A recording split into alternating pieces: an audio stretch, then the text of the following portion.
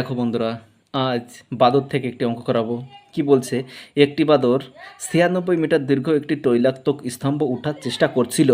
সে 1 মিনিটে 20 মিটার ওঠে এবং পরবর্তী 1 মিনিটে 4 মিটার নেমে যায়।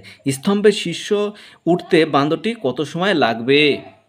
দেখো, এই স্তম্ভটি কত দিয়েছে? 96 মিটার। স্তম্ভটি 96 মিটার দিয়েছে।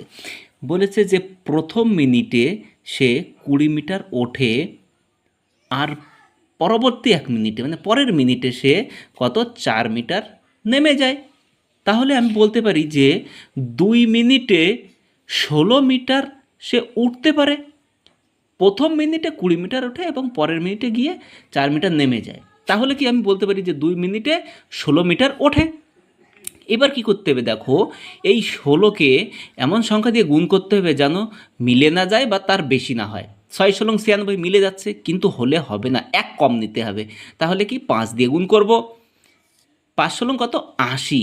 আর এদিকে এই 5টা দিয়েই কি 2 মিনিটকে গুণ করতে হবে। তাহলে 5 দুগুণে 10, এই 10 মিনিট তো লাগবে।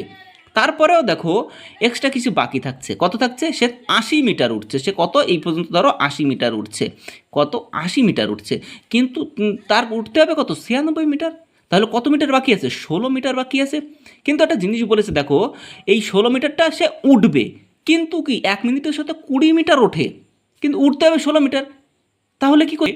এই 16 মিটার সে বাকি আছে, কিন্তু এক লাফে কি 20 মিটার ওঠে 1 মিনিটে। তাহলে কি 16/20, কাটাকাটি করো, ছোট করো, 4 × 4 = 16, 4 × 5 = 20। তার আলটিমেট তার কত সময় লাগছে? এই যে 10 মিনিট, আর হচ্ছে কি 4/5, এই টার্মটা মানে 10 × 4/5 মিনিট তার সময় লাগবে।